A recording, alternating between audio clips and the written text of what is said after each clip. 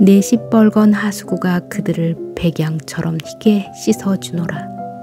나를 통해 그들은 똥배를 정화하노라. 안녕하세요. 책 한 권의 여유로움입니다. 제임스 조이스의 율리시스. 율리시스에서 주인공 블룸의 하루는 배변으로 시작하여 그의 부인 엉덩이에 키스하는 것으로 끝난다. 조이스가 일찍부터 배설문의 문학적 이용에 큰 관심을 가졌던 이유는 배설물이란 우리가 단 하루도 걸을 수 없는 배설작용의 소산이면서도 이를 작품화한 경우를 보지 못했기 때문이라고 밝혔다. 그날 아침에 블룸은 변을 보러 뒷간으로 가면서 황폐한 정원을 지나다가 잠시 이런 생각에 잠긴다. 붉은 꽃 강낭콩, 아메리카 담쟁이 덩굴, 정원 전체가 거름 부족이군. 땅이 온통 메마른 딱지 투성이니 말이야. 유황 및 다갈색으로 뒤덮여 있군. 똥이 들어가지 않으면 땅이란 죄다 적골이 되고 말거든. 옥토라니, 그건 대체 어떤 땅일까? 옆집 마당의 암탉들, 암탉똥이 썩 좋은 인류 비료지. 하지만 뭐니 해도 가장 좋은 비료는 쇠똥거름이거든. 특히 기름 찌꺼기를 먹여 키운 소의 똥이 최고지. 똥의 떡공이. 귀부인들 키드 가죽장갑 세탁에는 그저 그만이지. 똥, 배설물이 세탁한다. 쟤도 마찬가지지. 정원을 몽땅 다시 개간해야지. 저기 저 구석에는 완두콩을 심어야지. 상추도 심고 그러면 언제든지 신선한 푸성기를 먹을 수 있거든. 그러면서 그는 갈라진 변소문을 발로 차서 열었다. 장례식에 갈 건데 바지를 더럽히지 않도록 주의하는 게 좋겠어. 그는 낮은 가로대 아래로 머리를 숙이며 들어갔다. 문을 빠끔히 열어둔 채 쾌쾌한 세척제와 곰팡이 낀 거미줄 냄새를 맡으며 바지 멜빵을 풀었다. 앉기 전에 틈새로 옆집 창문을 올려다보았다. 왕은 회계실에 있다네. 아무도 없군. 그는 변기에 쭈그리고 앉아 신문지를 펼치고 바지 내린 맨살의 무릎 위로 넘겨갔다. 새롭고 편한 읽을거리. 서두를 것 있나? 잠시 뱃속에 묵혀두지 뭐. 본지의 현상 당선 단편소설 매점의 묘기. 런던 영국 동호회의 필립 보포의 작품. 작가에게 지불된 고려는 1단에 1기니, 0.5단, 3파운드 13실링 6펜스. 조용히 그는 첫 번째 단을 억제하면서 읽었고 굴복하면서도 저항하며 두 번째 단을 시작했다. 중간쯤에서 마지막 저항이 굴복하자 읽어나가며 느긋하게 창자를 비워냈더니 여전히 끈기 있게 읽는 중에도 어제의 그 작은 변비가 아주 사라졌다. 너무 크게 나오지 말아야 다시 치질에 안 걸릴 텐데. 아니야, 딱 좋아. 그래, 아 변비요. 카스카라 사그라다제 하날. 인생이 그런 걸지도 몰라. 감흥이나 감동을 주지는 않아도 신선하고 깔끔했다. 이젠 아무거나 다 출판해. 골빈 시대야. 그는 스스로 만들어낸 냄새가 피어오르는 가운데 차분히 앉아 계속 읽어나갔다. 확실히 깔끔해. 맨 처음은 웃어대는 그 마녀를 정복할 때 구사한 묘기를 종종 생각하는데 그 여자는 지금 시작과 끝이 도덕적인걸. 손에 손 잡거라. 재치 있어. 그는 읽은 부분을 도로 힐끗 훑어보고 그의 물이 조용히 흐르는 걸 느끼는 동안 이야기를 써서 3파운드 13실링 6펜스를 받아낸 보포이 씨를 싹싹하게 부러워했다. 짧은 작품 하나 써낼 수 있을까? L. 블룸 씨와 M. 블룸 여사 공적. 뭔가 격언에 맞는 이야기를 지어내는 거야. 어떤 걸로? 몰리가 옷을 입으며 하는 말을 내 소매에 적어보려던 시절.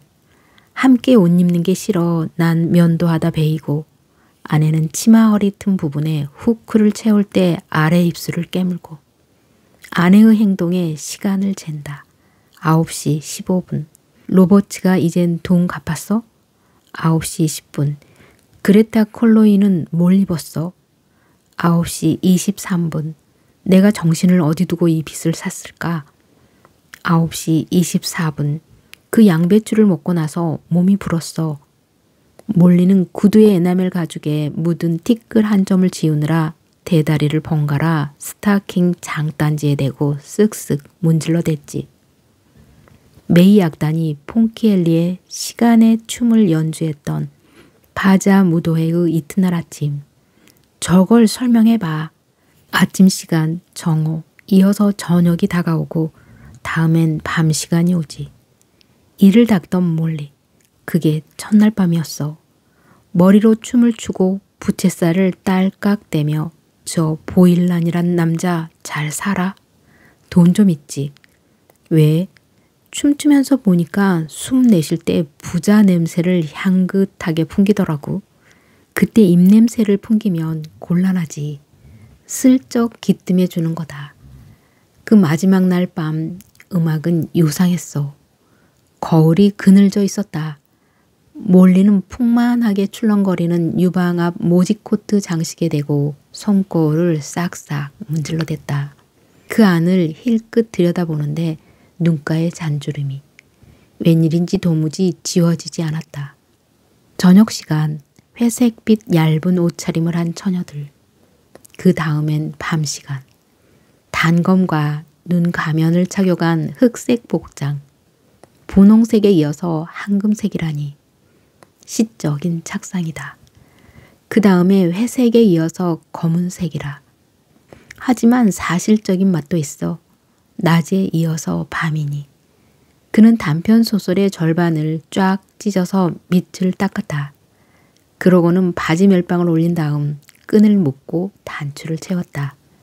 그는 덜컹덜컹 흔들리는 변소문을 잡아당겨 도로 닫고 어둠에서 대기 속으로 나왔다.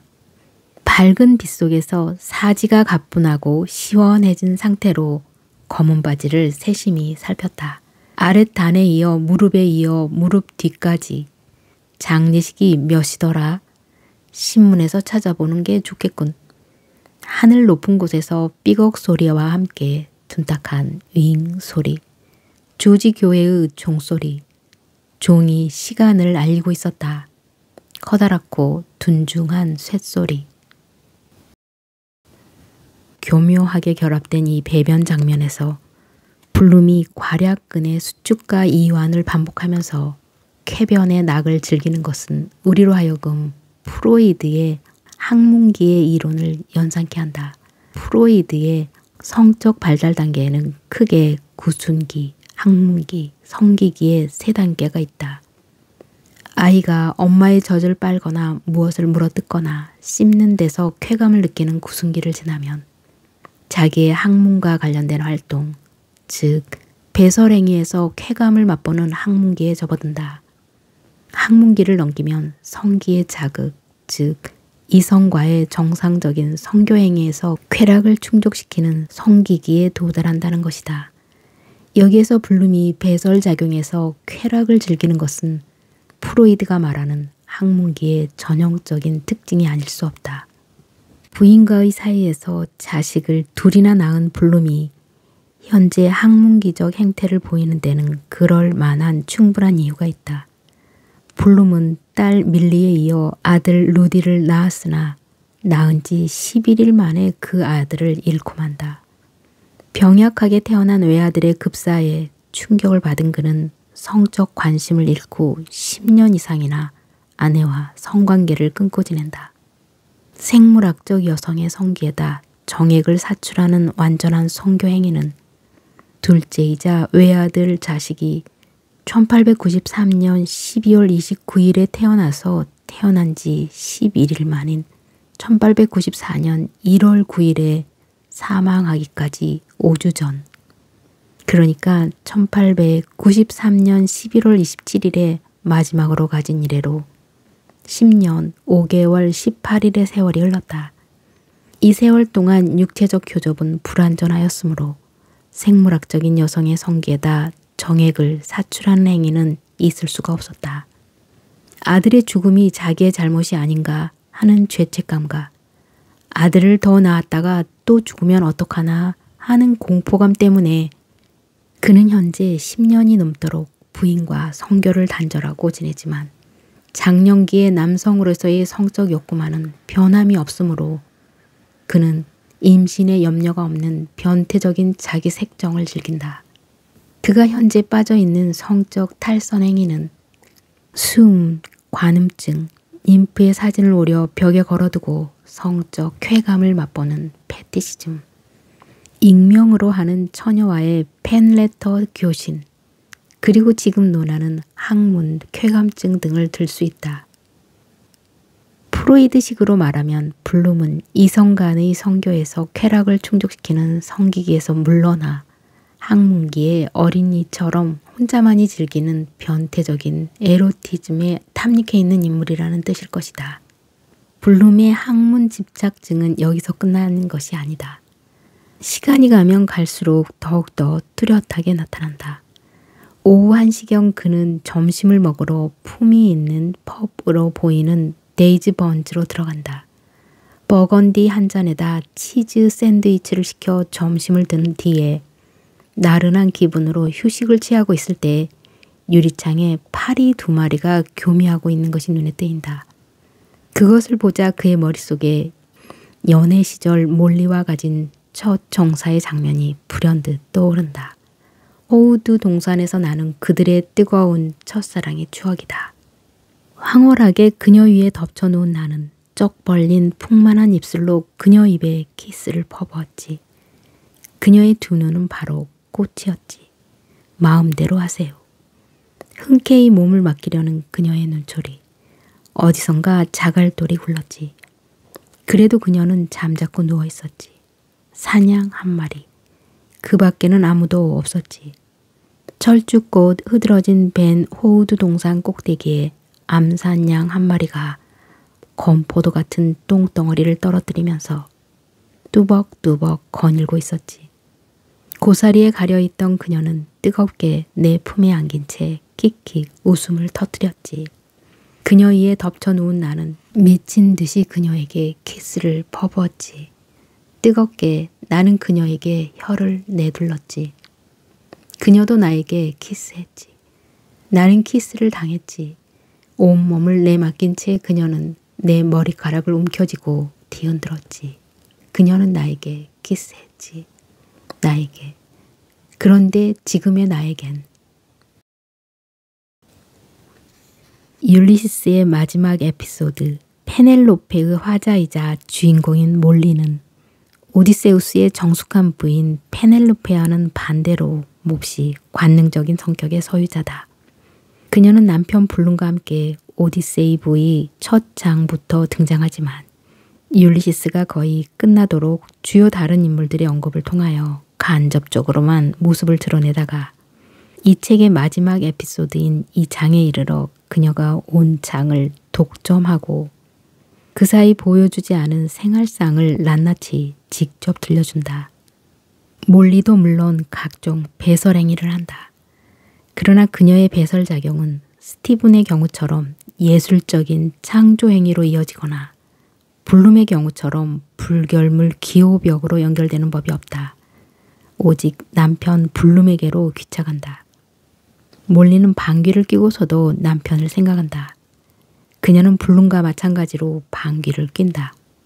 블룸이 대로상에서 전차 소리에 맞추어 우렁차게 끼는데 반해 몰리는 기차의 기적 소리에 맞춰 조심스럽게 끼는 것이 다를 뿐이다. 그녀는 지브롤터에서 보낸 소녀 시절을 회상하다가 방귀가 마려워 멀리서 들려오는 기차의 기적 소리에 맞춰 조용히 방귀를 낀다. 남편의 잠을 깨우지 않기 위해서다. 그러면서 그녀는 남편이 방해를 받지 않고 혼자 잘 수 있는 독방이 없음을 안타까워한다. 저 양반이 다른 침실에서 혼자 잘 수 있으면 좋으련만. 오 하느님, 우리에게 방귀를 낄 수 있는 독방을 주소서. 몰리는 잇따라 월경 기척을 느낀다. 어머나, 가만히 있자. 그래, 그것이 시작되는구나. 방귀를 낄 때 국부에 다소 가려움을 느끼긴 하였으나 그것이 맨스의 존조일 줄은 몰랐다. 하도 많은 양의 피가 쏟아져 요강에 걸터 앉은 그녀는 작가 조이스에게 구원을 요청하기까지 한다. 오 제임스, 이 홍수 같은 피에서 나를 구하여 주옵소서. 그 와중에도 이 봇물처럼 터지는 월경을 그날 오후에 가진 보일란가의 성교에서 임신이 되지 않은 증거로 알고 기뻐한다. 그녀는 이어 요란한 소리를 내면서 오줌을 눈다. 오, 정말이지 요란스럽기도 하구나. 요강에 거품이 가득했으면 좋겠어. 사내 녀석에게서 뭉칫돈이 굴러 들어온다던가. 그치, 보일란은 이토록 멋진 넓적다리를 보지 못했을 거야. 어쩌면 이렇게도 하얄까. 제일 보드라운 데는 바로 여기 이 사이지. 얼마나 보들보들한가 복숭아같이. 오 맙소사, 무슨 소리가 이렇게 요란하담. 저지의 랭트리를 닮았나. 오 어쩌면 저 라울의 폭포 소리 같을까. 몰리는 월경과 소변을 함께 하면서도 자신의 관능미를 자랑하기도 한다. 몰리는 지극히 정상적인 성욕의 소유자이다. 섹스를 자연현상이라고 생각하는 그녀는 10년이 넘도록 지속되는 남편의 성적 무관심에 불만이 없을 수 없다. 몰리는 남편의 성적 무관심은 루디의 죽음이 그 원인임을 안다. 죽음은 한 번 겪고 말 일이지 어떻게 두 번 겪나. 그 이후로 우리 사이는 전과 같지 않다. 남편의 오랜 성적 침묵을 견디지 못한 몰리는 결혼 후 처음으로 그날 오후에 보일란과 정사를 가진다. 그녀는 그것도 남편의 책임으로 돌린다. 내가 만일 환양년이면 그건 전적으로 저 양반 탓이야. 페넬로페 에피소드는 몰리의 예스로 시작하여 예스로 끝난다. 또한 그녀의 남편 생각으로 시작하여 남편 생각으로 끝난다. 이는 몰리의 관심의 초점이 남편 블룸에게 집중되어 있음을 의미한다. 배설적 이미지를 통하여 확인한 바와 같이 그녀의 의식은 남편에게 고정되어 있거나 번번이 그에게로 기착하듯이 말이다.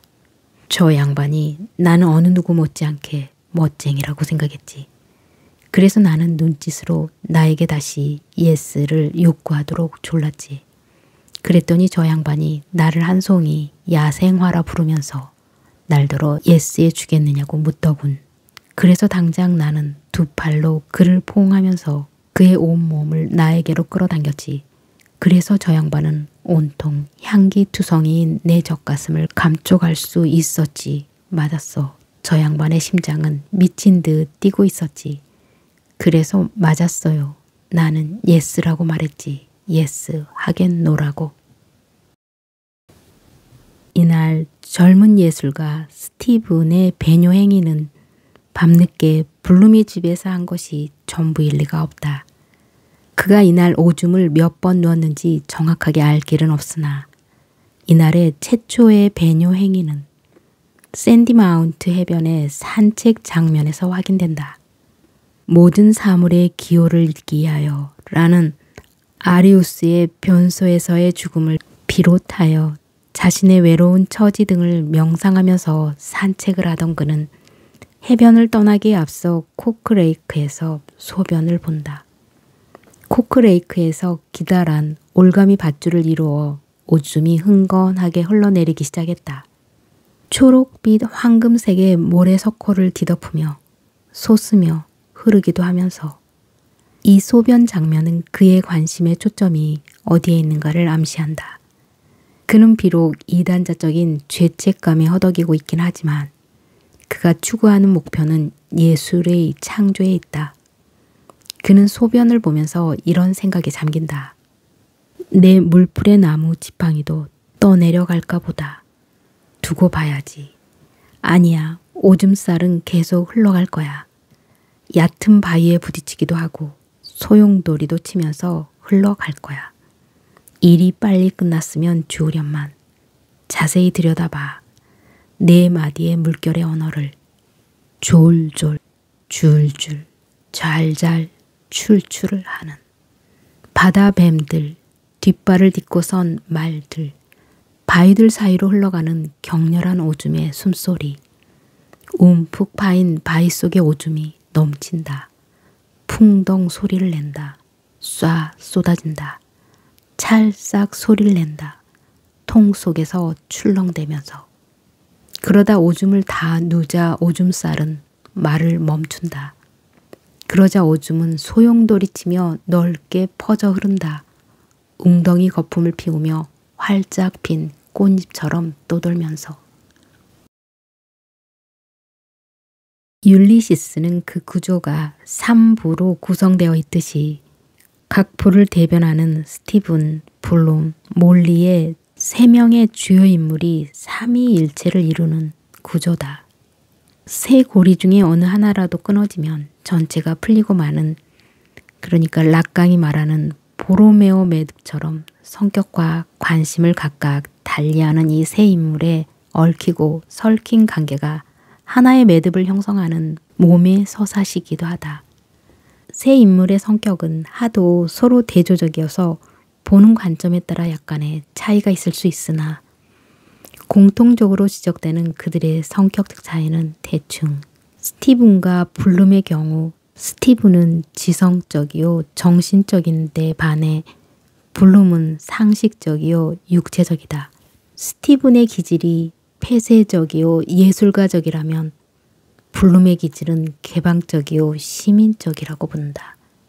블룸과 몰리의 경우 블룸이 아들의 죽음으로 정신적인 외상을 입은 오재행이진 남편이라면 몰리는 욕정으로 몸이 끓는 유격 덩어리요.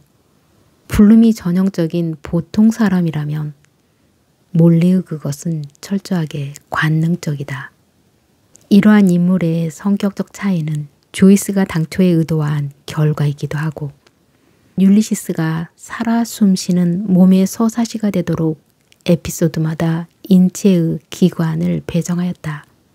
그날 아침 블룸이 메마른 정원을 지나면서 정원을 가꾸는 데는 쇳덩걸음이 최고라고 생각했듯이 조이스는 척박하게 보이던 당시의 문단을 풍성하게 일구는 데는 배설물의 미학적 이용이 필요하다고 보았는지 모른다. 조이스가 율리시스의 구성을 위하여 배설물에 부여한 또 다른 심미적 목적은 풍자였다. 그는 배설물의 세척적인 기능에 바탕을 둔 이 미학적 목적이 사회의 비리를 청소 또는 정화하는 데는 안성맞춤이라고 보았다. 배설물의 세정적 역할을 토대로 풍자의 수단으로 삼으려는 그의 입장은 그가 문해부흥 운동가들의 옹졸한 태도를 공격하기 위하여 쓴 풍자시에서 예술가로서의 자신의 임무는 카타르시스 즉 정화에 있다고 호언한 데 있다. 카타르시스, 정화라는 말은 널리 알려진 바와 같이 아리스토텔레스가 비극의 정의에서 사용한 말이다. 비극의 목적이 안타까움과 공포와 같은 감정의 정화에 있다는 아리스토텔레스의 정의는 배설물의 세정적인 기능에 근거를 둔 말이라고 조이스는 판단했다. 내가 말하는 이 무리들이 나로 하여금 이들 도당의 하수구가 되게 하는구나.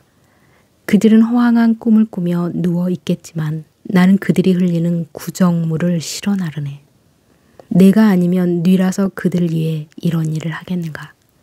그리하여 그들의 움츠린 똥구멍에 긴장을 해소하면서 카타르시스의 내 성물을 수행하노라. 내 시뻘건 하수구가 그들을 백양처럼 희게 씻어주노라. 나를 통해 그들은 똥배를 정화하노라. 조이스가 풍자의 수단을 써서 정화하고자 하는 대상이 무엇이며 그 대상을 각각 어떤 모습으로 풍자하고 있는지는 당시 아일랜드가 안고 있던 정치, 사회, 문화의 전 분야에 걸친 골칫거리들이었음을 이른다. 이해 아일랜드인의 최대 관심사는 식민지 통치를 벗어나는 자치 쟁취 운동이었다. 1904년은 아일랜드의 의회당 당수인 파넬의 탁월한 영도로 이 운동이 영국 수상 글래드스턴의 동의까지 얻어 거의 달성 단계에 이르렀으나 파넬이 갑자기 이혼 소송 사건에 휘말려 의회당 당수직에서 축출되는 바람에 자초되고 말았던 것이다. 영도자를 쫓아낸 의회당이 당의 구심점을 잃고 4분 5열 상태에서 서로 세력 다툼만 일삼고 있을 때 한마디로 선거 사무실에서 맞은 파넬의 기일이 잘 보여주듯이 파넬이란 선장을 잃은 아일랜드 정계의 난파선은 상대방의 잘못이나 헐뜯으면서 자치운동의 바다에서 표류하고 있었던 거다. 블룸은 평범한 시민이자 신문사의 광고 담당 사원에 지나지 않지만 파넬을 지지하며 파넬이 살아있을 때 군중대회의 소란통에 그의 모자가 벗겨지자 이를 주워주어서 그로부터 고맙다는 인사를 직접 받은 적도 있다. 블룸은 그의 광고 도안에 아일랜드의 독립을 상징하는 디자인을 구성하기도 한다. 최근에 그의 고객인 차 도매상인 알렉산더 키즈 씨로부터 광고 갱신 의뢰를 받았기 때문에 그는 이를 성사시킬 준비에 바쁘다. 광고주로부터 다음 계약 기간 동안에 나갈 광고 도안은 현재와는 달리 그의 키즈라는 이름의 의미에 걸맞도록 두 개의 열쇠를 X자형으로 서로 엇갈리게 해달라는 부탁을 받은 것이다. 그는 키즈의 요구를 바탕으로 광고 도안가로서의 기술을 발휘하여 정치성 짙은 의욕적인 도안을 구상한다. 열쇠를 두 개의 X자 모양으로 가로질러 놓고 그 주위에 원을 친 다음 그 원 위에다 열쇠의 집이란 문구를 넣으려 한다. 열쇠의 집, The House of Keys는 맨섬의 하원의 상징, The Isle of Man으로 쓰이는 말이기도 한데 이 작은 섬은 영국의 속령이면서도 독립된 의회를 가지고 있으리만큼 영국으로부터 정치적인 자유를 누리고 있었다. 블룸이 고안한 열쇠의 집은 국가적인 열쇠를 빼앗긴 아일랜드가 잃어버린 열쇠를 되찾아야 한다는 자치 쟁취운동가들의 주장을 숨기고 있는 셈이다. 블룸은 그의 상사로부터 구상 중인 도안의 승인을 받기 위하여 같은 건물 안에 있는 텔레그래프사의 업무국장 난네티를 만나러 간다. 난네티는 더블린의 현역 정치가 있기도 하기 때문에 아일랜드의 정치 현실을 상징하는 그의 도안에 지대한 관심을 보이리라 기대하면서 그에게 도안 내용을 설명한다. 이럴 작정이지요. 여기다 열쇠 두 개를 서로 엇갈리게 놓는다 이겁니다. 그런 다음 원을 하나 두릅니다. 그러고는 그 밑에다 이름을 넣으려고 해요. 차 주류도매상 알렉산더 키즈라고요. 그 다음에는 원 주위에 행간을 떼어 열쇠의 집이라고 쓴다 이겁니다. 아시겠지요? 아이디어가 근사하지 않습니까? 아이디어의 핵심은 열쇠의 집입니다. 의원님, 맨섬의 의회를 알고 계시죠? 자치운동의 암시이지요. 아시다시피 맨섬에서 관광객이 많이 오지 않습니까? 틀림없이 그들의 눈길도 끌 수 있을 겁니다. 그리고 광고주가 주목을 끌만한 짤막한 무료 선전문을 부탁하고 있어요. 그 상투적인 문구 있지 않습니까? 고급 특허 주류상, 고대하시던 명품 완비 등등 하는 이 정치적인 함의가 큰 블룸의 광고 도안은 계약 기간을 적어도 3개월을 보장하라는 난네티의 요구를 광고주가 들어주지 않는 바람에 허사로 끝나고 말지만 블룸은 이 도안의 구상을 통하여 아일랜드의 자치를 염원하고 있음을 보여주고 있는 것만은 분명하다. 블룸은 철저한 평화주의라서 영국의 통치를 노골적으로 비난하거나 공격하지는 않는다. 그러나 예리한 지성의 소유자인 스티브는 영국의 철권 통치에 대하여 비난과 공격을 서슴지 않는다. 그의 영국인 친구 헤인즈에게 자신을 두 상전 대영 제국과 로마 가톨릭 교회의 하인이라고 자주 한다. 대영 제국의 하인이라 함은 영국 식민지의 백성이라는 뜻이고 로마 가톨릭 교회의 하인이라 함은 파넬의 당수직 박탈에 앞장선 가톨릭 교회의 영향권에서 자유롭지 못한 자신의 삶을 뜻한다. 키르케의 에피소드에서는 더블린의 홍등가에 두 영국 병사와 스티븐의 출연으로 시작하여 이들 간의 언쟁 끝에 스티븐이 병사들에게 얻어맞아 길바닥에 쓰러지는 것으로 끝난다. 아일랜드의 식민지적 무의식을 대변하는 이 에피소드에서 스티븐의 이와 같은 참패는 더블린 사람들의 맞상대들에서 해사원 패링턴이 보기 좋게 지고 마는 형국과 조금도 다를 바 없다. 그러나 스티븐은 블룸과 마찬가지로 평화주의자여서 어떠한 일이 있어도 폭력은 쓰지 않는다. 병사들에게 맞아 쓰러지면서도 개인적으로 나는 행동을 혐오한다 라고 해진다. 행동이라 함은 바로 폭력을 말한다. 그는 총폭력 대신 차가운 철펜을 휘두르려 한다. 이렇듯 블룸과 스티븐의 관심과 언동을 통하여 그들의 의식과 활동에는 영난 갈등의 문제가 거미줄처럼 얽혀 있음이 확연히 드러난다. 조이스는 경멸감의 표시로 방귀를 즐겨 쓴다. 그는 시민이 프랑스인들을 비난하는 대목에서 놈들은 구운 방귀만도 못한 것들이야 라고 말하게 하는가 하면 몰리더러는 여성 민족주의자들의 정치 이야기에 생각이 미칠 때 참새 방귀 같은 소리 라면서 비웃게 하기도 한다. 그러나 다음과 같은 예처럼 적절한 예는 달리 없을 것이다. 옐만에 의하면 조이스가 로마에서 가난에 찌든 생활을 하고 있을 때 그곳 생활의 어려움을 알리는 동생에게 보낸 편지에서 그가 언젠가는 그 영혼의 도시 로마를 떠날 날에 대비 상징적인 고별을 구하기 위하여 뒤쪽으로 갈길 방귀를 비축하고 있다고 썼다고 한다. 이로 미루어 보아 조이스에게는 방귀가 불쾌감이나 불만의 표시임을 알 수 있다. 그러면서 엘만은 이와 비슷한 경멸적인 상징성이 블룸의 방귀 장면에 약동하고 있다고 밝힌다. 조이스는 로마를 떠나면서 작별 인사로 방귀를 먹일 준비를 하였듯이 여기서는 어리석은 봉기를 한 아일랜드의 영웅에게 직접 방귀 세례를 퍼붓는 셈이다.